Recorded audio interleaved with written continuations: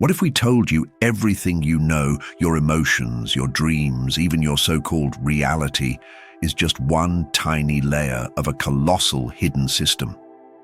For centuries, secret societies, mystics, and ancient civilizations have whispered about it. The Astral Matrix, a breathtaking, terrifying structure of 7 hidden planes. Planes that govern everything from the flicker of your thoughts to the collapse of entire civilizations. And tonight, we're going to unlock it. Are you ready to see the strings that control your life? Let's dive in. The veil of illusion. The physical plane. The first and most deceptive of all the planes is the physical plane. The physical plane, physical world, or physical universe, in emanationism, the mode by which all existing things are derived from a first reality, metaphysics taught in Neoplatonism, Hermeticism, Hinduism, and Theosophy, refers to the visible reality of space and time, energy and matter. The physical universe in occultism and esoteric cosmology is the lowest or densest of a series of planes of existence. According to Theosophists, after the material plane is the etheric plane, and both of these planes are connected to make up the first, physical plane. Theosophy also teaches that when the physical body dies, the etheric body is left behind, and the soul forms into an astral body on the astral plane. The psychical researcher F.W.H. Myers proposed the existence of a meta-ethereal world, which he wrote to be a world of images lying beyond the physical world. He wrote that apparitions have a real existence in the material world, which he described as a dreamlike world. It's the easiest to experience. It's your 5 senses, your body, the world you walk in. But here's the truth. The physical plane is not real. It's a projection, a crude shell cast by higher planes above it. Mystics from ancient Egypt to Tibet warned, matter is frozen light. They knew. The tangible world you trust so much is a prison of perceptions designed to keep your consciousness trapped. Every war, every empire, every broken heart you've witnessed was merely a shadow on the wall. But how can we prove it? According to the historical writing JLS, ancient Egyptians believed the soul had multiple parts, not just one. In Egyptian law, a person had 5 components of the soul, including the ka, life force, and ba, personality, which traveled through unseen planes after death. But when it comes to human anthropology, our body is empty space. Even the atoms making up your bones, heart, and brain are mostly empty voids. So physically speaking, you are more nothing than something. The ocean of thought. The mental plane, above the illusion of matter, lies the mental plane. Mental plane. The mental plane is the plane on which the processes of thought operate. The term plane is used in theosophy in a special or technical sense, and not in its dictionary meaning of level or flat. Plane is defined by Helena P. Blavatsky in her The Theosophical Glossary. The term denotes the range or extent of some states of consciousness. Perhaps the term plane is not the best choice, as it tends to imply a stacking of planes one above the other, whereas in fact, the planes interpenetrate each other. The mental plane has been described as a reflection of the universal mind of nature. The term nature, as used here, denotes the manifested cosmos. This universal or great mind is variously called Mahat, or the third logos, or the divine creative intelligence. What has been termed the elemental essence that makes up the mental plane is formed by the monad, supreme being, divinity, or the totality of all things, in one of the stages of its descent into matter, immediately before its entrance into the astral plane. Here, on the 4 lower subdivisions, we find the second elemental kingdom. The first elemental kingdom occupies the 3 higher levels. The monad has been described as eternal, unitary, individual, life center, consciousness center, ageless, unborn, and undying. Strictly speaking, the monad does not descend through the planes into matter, but sends forth a ray which exudes the matter of its various vehicles. The mental plane is divided broadly into two regions, the upper or causal and the lower. These are related respectively to abstract and to concrete thought, and these are subdivided into a total of 7 subplanes. The mental plane lies next to the astral plane and is distinct from it due to the degree of subtlety of the constituent matter. The 7 subplanes of the mental plane differ from each other, not only in respect of the fineness of the mental matter that constitutes them, but in the degree of responsiveness of this matter. 7 subplanes of mental plane. This is illustrated by the terms used to distinguish between the lower 4 called with form, or in Sanskrit rupa, and the upper 3 called formless, or arupa. These regions are related as far as consciousness and activity are concerned to the divisions or attributes of the human mind. On the lower 4 levels of this plane, every thought in the human mind gives rise to some sort of form which might be either very clear and well-defined, or rather more vague and ill-defined, with an infinite degree of variation between these extremes. It may be fleeting or persistent, depending on the intensity and duration of the thought. The higher 3 levels are the realms of abstract thought and are difficult to describe in concrete terms. The function of symbols might perhaps serve to throw some light on the matter. A symbol may be illustrated by such concrete items as the Egyptian Ankh or the Star of David. The inspiration for these tangible forms might be said to arise from sources on the higher plane, but they take on concrete form at the physical level. Once in existence, these symbols reflect their archetypal origins in their universality of meaning that transcends language. According to some theosophical writers, the mental plane is not solely associated with the physical planet Earth as we now know it, but with the chain of globes. The presiding deity of the solar system, the Logos, manifests the system on more than one level. Thus we note the existence of 7 levels on which globes, comprising a chain, exist.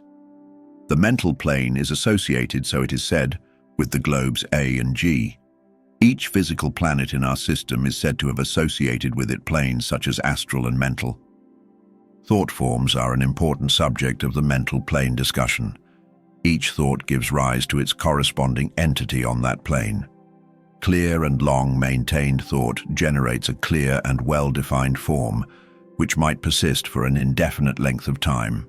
Such thought forms are described as radiant and brilliantly colored in appearance. Intelligent minds that control our thoughts.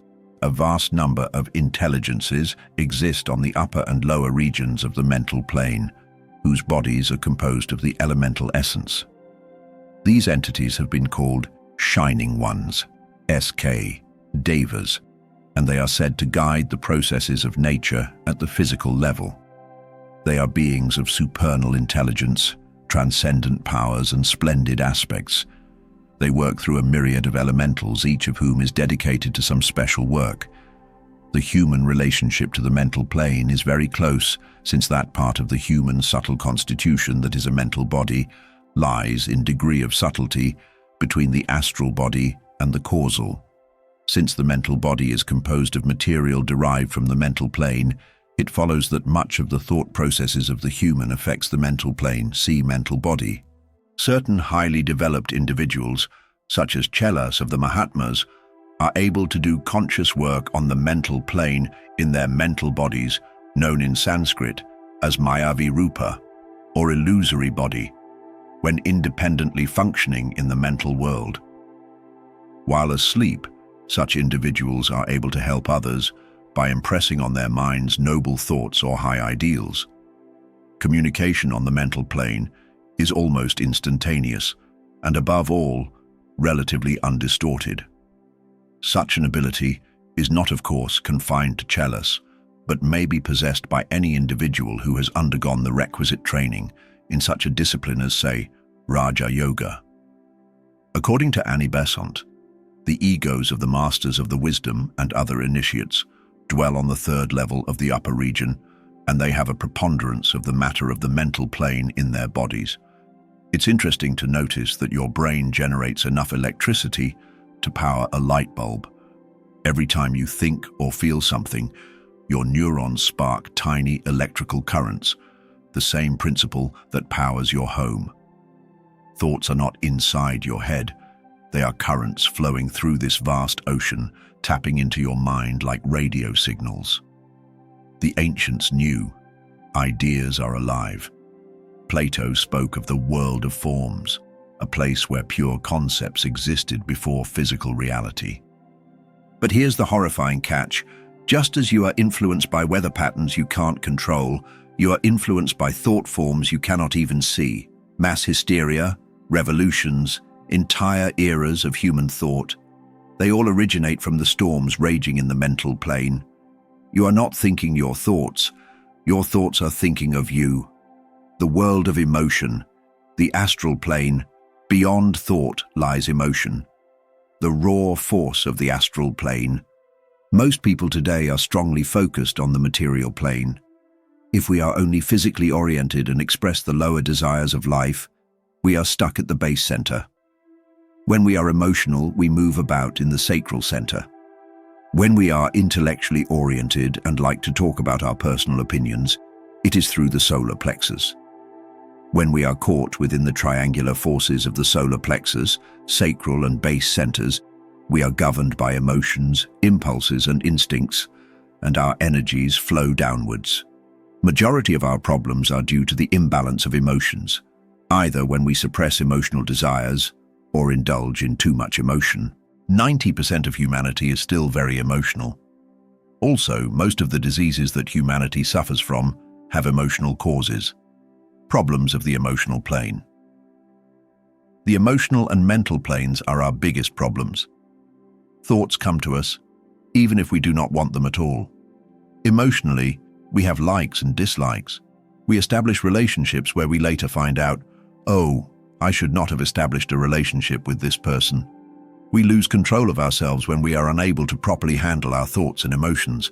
The material too has the tendency to bind us as much as we relate to it. The soul does not feel comfortable with such bondage. At the higher planes, the attachment does not exist. There, the soul lives free and unbound. The key to liberation lies in our mind. When we focus it on the soul and the universal consciousness, it leads to liberation. Wisdom tells us to minimize our physical, emotional, and mental activities to allow more time for noble things relating to the soul. We are the soul, but we are so immersed in a sea of sensory forces that we feel suffocation there. The lower activities do not stop unless we stop them.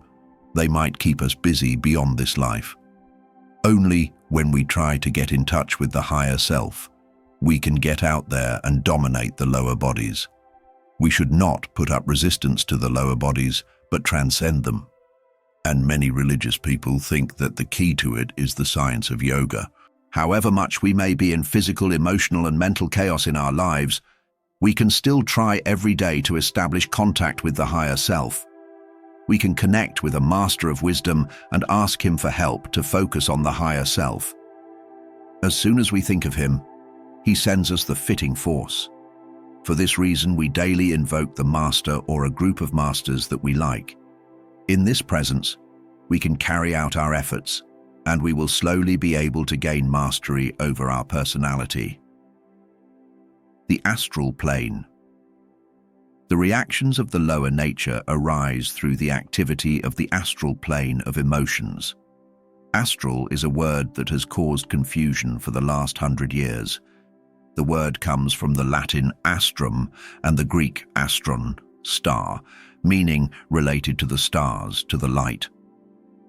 Helena Blavatsky was a Russian and American mystic and writer who co-founded the Theosophical Society in 1875, uses it in relation to the original light.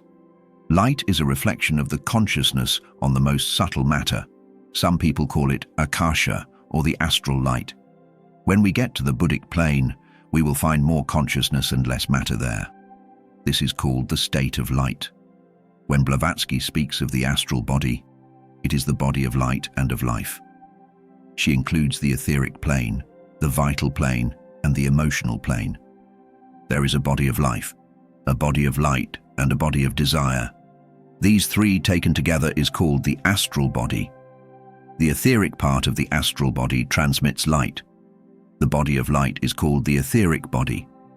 The astral body also includes the part of life force, prana, and as a kind of sediment, there is the emotional part as well, the desire body or emotional body.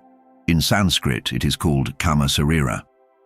The etheric body acts as a link between the emotional body and the physical body, and as a link between the vital body and the physical body.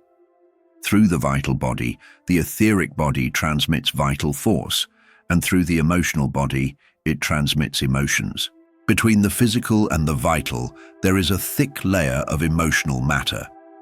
This layer comes from desires of objectivity, and it forms an obstacle between the physical body and the vital body. When the emotional body is disturbed, the etheric body does not function properly, and it does not transmit enough prana to the physical body. Thus, intense emotions such as strong desire and clinging, anger and fury, hatred, jealousy, envy, pride and prejudice indicate disorders of the emotional body. They also create obstacles between the vital body and the mental body. When the lower subplanes of the mental plane become very dense, they pull us down into the emotional plane. Further, there are obstacles between the mental and buddhic planes through the concretized concepts of mind. Purification of the emotional body. The purification of the emotional body involves constant observation of our motives and desires. Emotions can be overcome by aligning our desires with a noble ideal. By focusing all our energies on the noble ideal, the emotions also find a direction. Therefore, the sages say, have a purpose in life. The fire of aspiration purifies the emotions and turns them into devotion. Emotions are like impure water. Devotion is like clear water. It is not emotion. By working with respiration, we also dry out the emotions and purify them. This work creates heat in the body and lets the water evaporate. Thus, the influence of the emotional matter is overcome. When all emotions and also the mental stuff are cleansed, the astral light that remains is the Buddhic light. It is quite an insightful detail that people dream for about 6 years total during their lifetime. And according to some ancient beliefs, every dream is a journey through the astral plane. As we can see, the astral emotion plane is the birthplace of love, rage, terror, hope. Imagine the astral plane as a sea of infinite colors. Every feeling, every nightmare, every dream vision you've ever had exists here. Ancient shamans called it the dream world and navigated it during trance states. But there's a dark secret. The astral plane is also home to parasites. Entities, invisible to human eyes, feed on your fear, your jealousy, your despair. Ever wondered why, despite knowing better, you sometimes sink into self-destruction? It's because something wants you to, and it's feeding on you right now. The forgotten codes, the etheric plane. The etheric plane is a term introduced into theosophy by Charles Webster Leadbeater and Annie Besant to represent the subtle part of the lower plane of existence. It represents the fourth, higher subplane of the physical plane, a hyperplane. The lower three being the states of solid, liquid, and gaseous matter. The term ether, also written as ether, was adopted from ancient Greek philosophy and science into Victorian physics and utilized by Madame Blavatsky to correspond to Akasha, the fifth element, quintessence, of Hindu metaphysics. Leadbeater and Besant, both belonging to the Adyar school of theosophy, conceived that the etheric plane constituted 4 higher subplanes of the physical plane.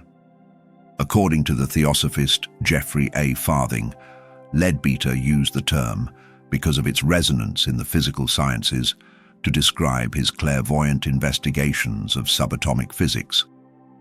Christian Rosicrucians. Similarly, according to the Rosicrucian writings of American occultist and mystic Max Heindel, there is, in addition to the solids, liquids, and gases which compose the chemical region of the physical world, a finer grade of matter called ether that permeates the atomic structure of the Earth and its atmosphere. It is disposed of in 4 grades of density and is considered to be a kind of physical matter. The blue haze seen in mountain canyons is said to be in fact ether of the kind known to occult investigators as chemical ether. Associated, there is also a type of spiritual sight that man will eventually develop called etheric vision. As the etheric world is heavily connected to the birth and death of the Tibetan Book of the Dead describes the bardo, an invisible realm where souls wander after death. Tibetan monks train for years to navigate this intermediate astral world consciously after death. The etheric plane, the great blueprint layer. This is where the templates of everything, including you, are stored. The cells in your body replace themselves regularly, meaning you are physically a different person every 7 to 10 years. Yet your soul, the part of you connected to the higher planes, stays the same. Your body, your fate, all mapped out here long before you were born. Mystics saw this as the Akashic field, a cosmic memory bank, and guess what? Modern quantum physicists have started to suspect that the universe is built not from matter, but from information. Etheric disruptions, distortions in your blueprint, can cause disease, madness, even early death. How much of your suffering was never your fault to begin with? The domain of archetypes, the causal plane, 22 to 28. Now we ascend to the causal plane, the world of ideas or thoughts. It is the most subtle of the 3 worlds, or the closest one to omnipresence, property of being present anywhere and everywhere. The other worlds are the physical world and the astral world, or world of energy, which souls go to after physical death and before reincarnating into a physical body. Beings who live in the causal world do not have physical bodies. They have causal bodies, instead made of thought. Only very advanced beings close to full realization live in the causal world. They do not eat anything except the manna of bliss, according to Sri Yukteswar, an Indian monk and yogi. When one reaches this level, the desire for sense pleasure is nearly gone. Causal beings work out their desires by materializing them instantly.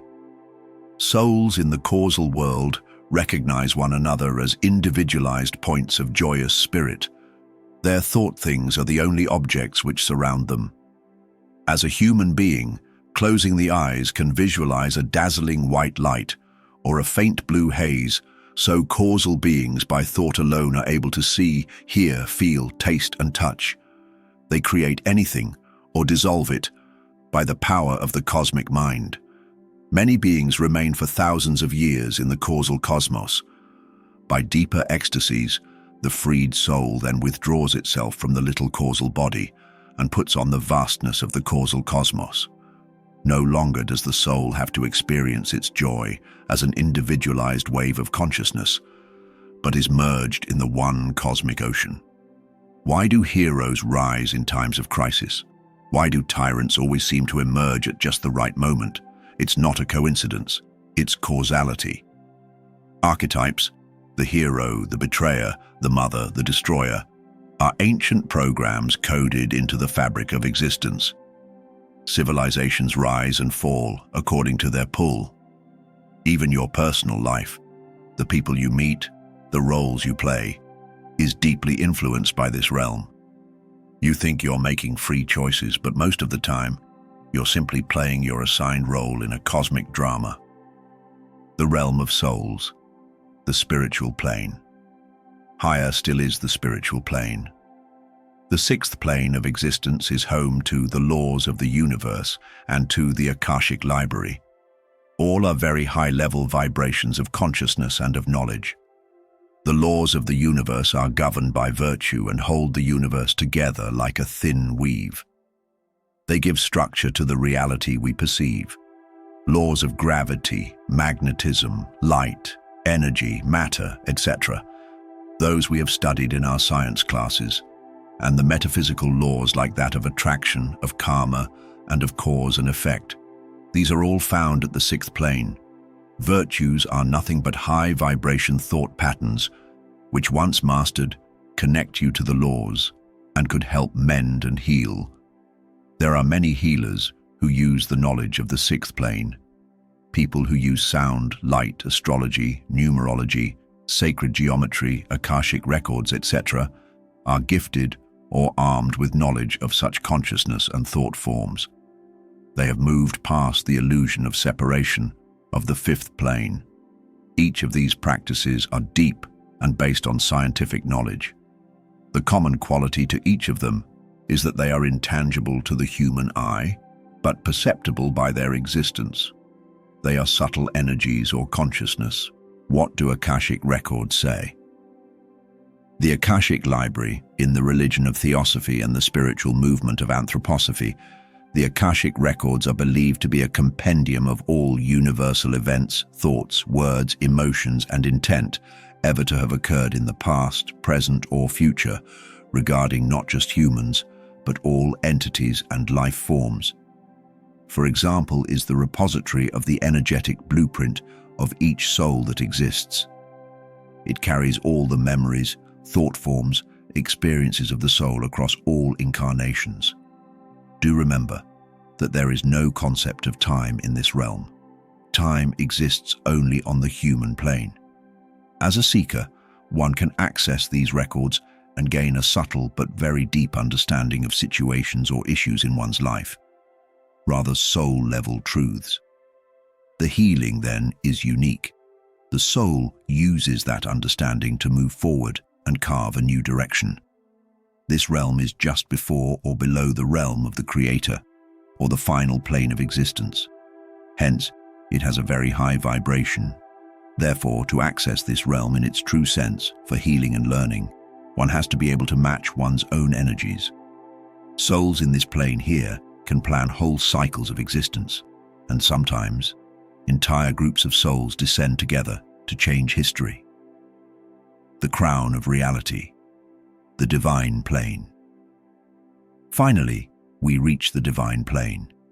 The divine essence is an all-encompassing place of pure wisdom and creative energy. It encompasses our love and is a place for instant healings, manifestations, and the highest of truths. It is the seventh plane of existence. This sacred dimension exists beyond time, beyond matter, beyond even the boundaries of thought. It is the final threshold where consciousness dissolves into unity, where no separation between the self and the universe remains. This plane is the origin point, the core frequency from which all creation begins and to which all creation ultimately returns. This plane of existence forms all the others. It is the subatomic source of all that is. It is through the seventh plane of existence that people realize that they are not separate, but connected to every plane. This profound realization doesn't arrive through intellect, but through a complete merging of awareness, a soul-level knowing. The illusion of division fades, revealing a harmonic, interconnected web of life that spans every dimension and reality. The pure truths are the seventh plane and the creator of all that is. The spirit moves and intertwines, binding together everything in existence. Some people refer to this energy as the Holy Spirit, and others refer to it as a source or the divine essence. No matter the name, its presence is unmistakable, a boundless force that sings through the universe with the vibration of unconditional love and intelligence.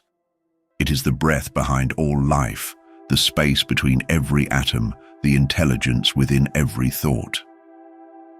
When the healer connects to the seventh plane and witnesses the Creator's power to heal, the healing will be done.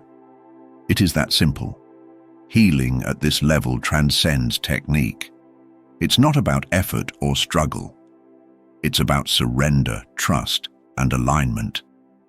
The moment a healer steps into this divine current and becomes a clear witness to what already exists in perfection, transformation occurs.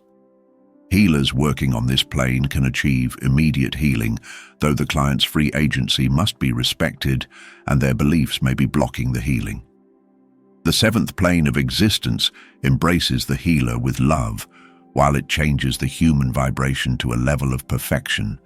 This vibrational shift often unfolds like a sacred remembering, a return to the soul's original blueprint, unclouded by fear, pain, or illusion. The energy of creation consists of a pure form of love with infinite intelligence that is interconnected multidimensionally with all things, from the smallest particle to the largest galaxy in the universe. This creative energy that comes to this universe in its purest state and creates particles, it is in its most abundant form in its place of origin, the seventh plane of existence. From this realm, the fabric of time and space is continuously woven, effortlessly, endlessly. Every idea, every potential, every miracle begins here in the unfiltered light of Source. Matter does not just emerge from this field, it is sung into existence by the frequency of divine intent. When an individual becomes aware of their ability to use this energy easily and effortlessly, they have the potential to create their reality. With this awareness, time ceases to exist. All separations based upon duality disappear to reveal the pure essence of the most divine and loving creator of all that is, and instant accountability and results come with it. Here, manifestation becomes a sacred act of co-creation with the universe. Thought and energy are no longer separate. They are partners in an immediate unfolding of reality. This is where true sovereignty is born, where one recognizes that the Creator is not distant, but living within them, as them. The Astral Matrix is not something out there. It's the architecture of your own existence. It is the hidden script behind your every experience, belief, and reaction. It's the multidimensional framework of programs, patterns, and energies that form the reality you perceive. The question is no longer whether it controls you. The question is, will you wake up? Or will you remain a pawn in a cosmic game you don't even know you're playing? This is the call to awaken, to step beyond the veil, to reclaim the authorship of your story from systems that were never meant to define you. If you found this journey eye-opening, make sure you subscribe, because we've only just begun to unlock the secrets hidden behind the curtain of reality. The knowledge shared so far is merely a doorway. Beyond it lies a vast cosmos of truth, power, and purpose. What we uncover next could forever change how you see the universe and your place within it.